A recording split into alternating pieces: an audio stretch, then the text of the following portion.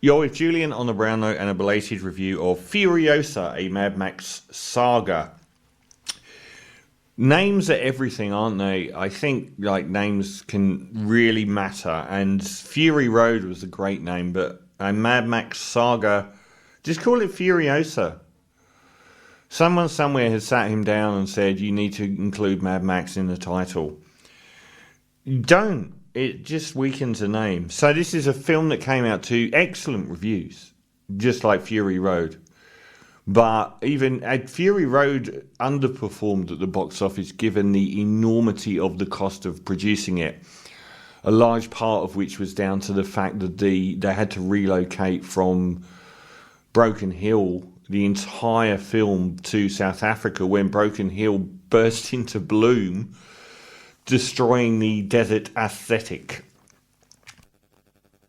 which added an enormous amount to the budget. And this wasn't cheap either, and it looks expensive as well. So George Miller's done 5 Mad Max films, and honestly, looking at the lay of the land of the Terminator, Alien, Predator franchises, it's really holding up as one of the best sci-fi franchises of all time. I think Fury Road was a masterpiece. Idiots say that it wasn't because they probably didn't like the fact that the Tom Hardy character may as well have not been in the film and it was a girl film. As to a degree, this one is. So you do get people out there saying about how it is rubbish, but it is undoubtedly one of the great sci-fi action films of the century, unlike the 2 Dune films, which are crap. So this one's come out to great reviews and it's being called a massive flop, and it's also part of a run of films that got really good reviews and massively underperformed at the box office. So we had this run of films like the Planet of the Apes film and the Fall Guy movie and so on that did actually quite well, and on paper looked like they were going to make a ton of money, and not covering the amount of money that they cost. And then you've got like Pixar and coming out with Inside Out and doing $1 billion in about 3 weeks. So it's a weird world out there in cinema land. I think in general they're spending too much money on these films. They're giving these films 500-600 million break-even points. Obviously, if a film costs $190 million to make, and they make $90 million, they've lost a lot of money because they're not getting that money back, and they've spent another $150 million on marketing, and they also give money to the cinemas, so they need to make $550 million. And it keeps happening. But anyway, so this one is a precursor to Fury Road. So in Fury Road, Charlize Theron's character stole a harem from a warlord who ran a citadel, and he had serious health problems, and was played by the guy that played Toe Cutter in the first Mad Max movie, which was wonderful. Sadly, he's passed away and he's not in this film. He died a couple of years ago. And the names are magnificent as well. Praetorian Jack. No, not the Praetorian Jack. Who's the People Eater? The Organic Mechanic? Rictus Erectus? Scrotus? Some of the best names. The Octoboss. It has the best names in movie history. Black Thumb, Chum Bucket, War Pup. Absolutely magnificent. And we don't get Max for the first time in all 5 movies. So this time around, it starts a long time ago with the Furiosa character played by Charlize Theron. When she's a little kid, she lives in this oasis, which is what she returns to in Fury Road and finds is an oil-slick wasteland with the remnants of her tribe. But here we go all the way back to when it's a green oasis, and there's these sort of marauders that stumble across it. And the very, very young Anna Taylor-Joy character of Furiosa, played by Alia Brown. Alila Brown. Is it? I don't know how you pronounce that. It's very weird spelling. Alila Brown. She plays like a 10-year-old girl who stumbles across these people that she doesn't want to go back into the outside world and let people know that there's this oasis where her community lives, her matriarchal community.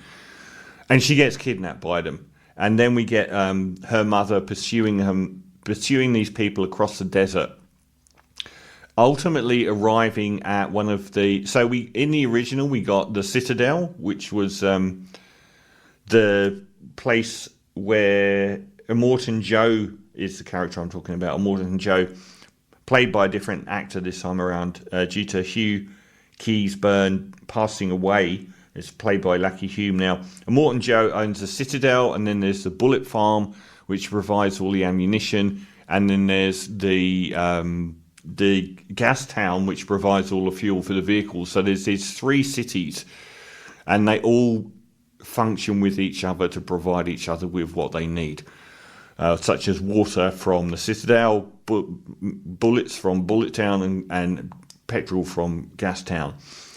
But there's this time around, Chris Hemsworth owns a band of nomad bikers. And we get to see that there's a lot more people out here in the wilderness roaming around the desertscape doing unspeakable things. And the very young Furiosa ends up being kidnapped and taken to him. Everyone's very impressed that she seems to be a pure-blood human. But the inference is that she'll be kept for breeding stock once she's old enough. Her mother finds her, liberates her, and I guess the main difference between this film, her mother is then sort of like in a chase. But unlike Fury Road, which was very much analogous to Mad Max 2, which was one long chase, this is a film that takes place over multiple years. So we get to see Furiosa become part of the people at the Citadel, narrowly avoiding becoming one of the people that she would end up rescuing, because they want her to be part of this harem where Immortan Joe can try and breed a child that isn't in some way disabled, which has been the case throughout his life. But she manages to sort of hide as a boy for years until she sort of grows up. It's much more, it's not a film that's entirely about the Anna Taylor-Joy character. Anna Taylor-Joy doesn't really appear until the midway part of the film. It's the younger actress. One of the most amazing things I've seen is the way that they blend Anna Taylor-Joy with the younger actress, Alea Brown.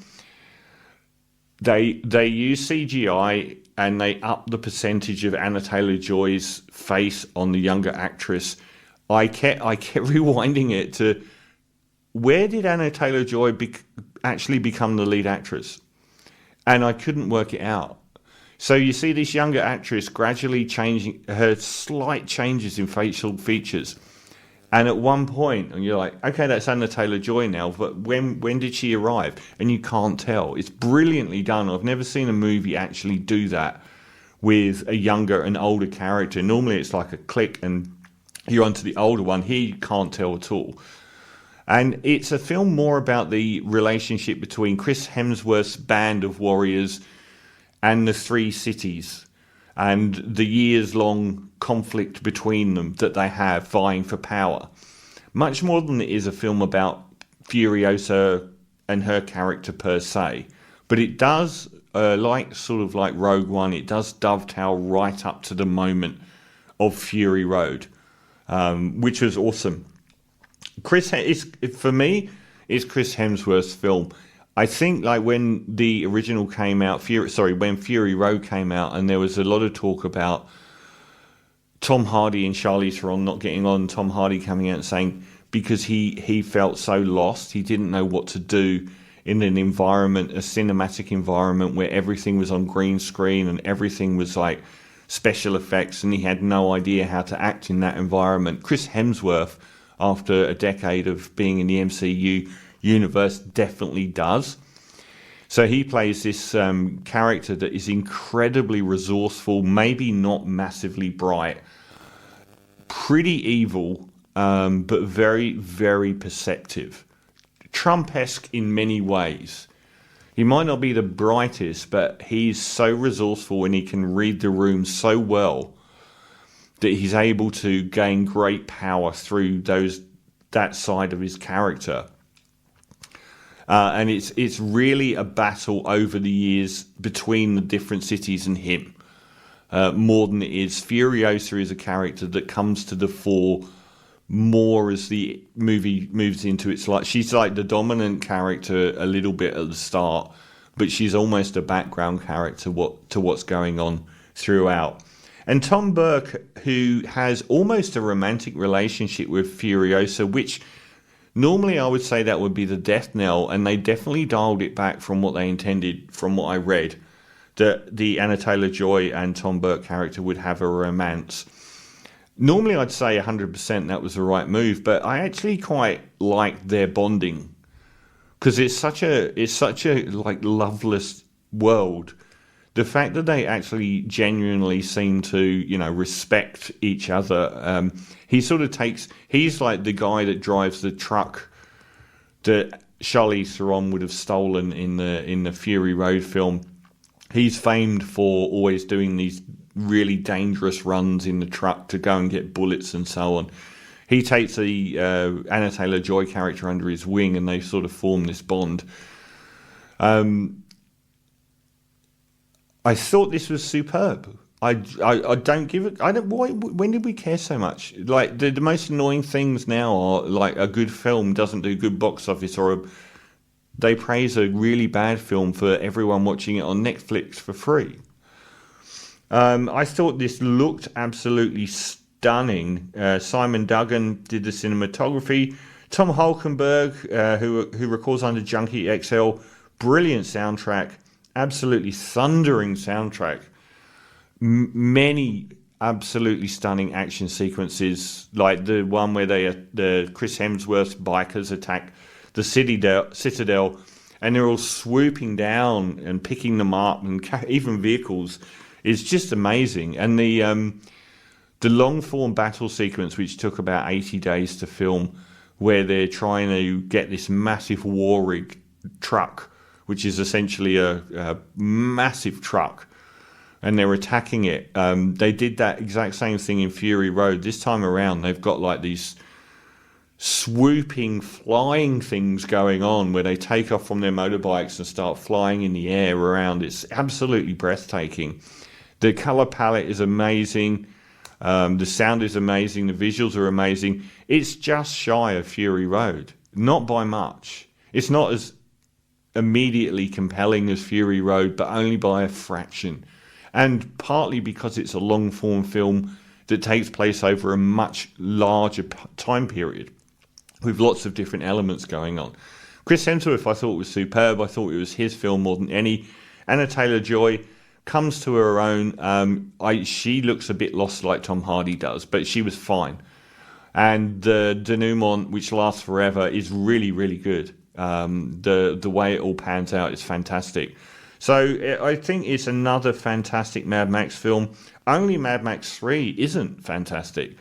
So I'm going to give Furiosa a Mad Max Saga a solid 9 out of 10. It's fantastic. It wipes the floor with Dune 2.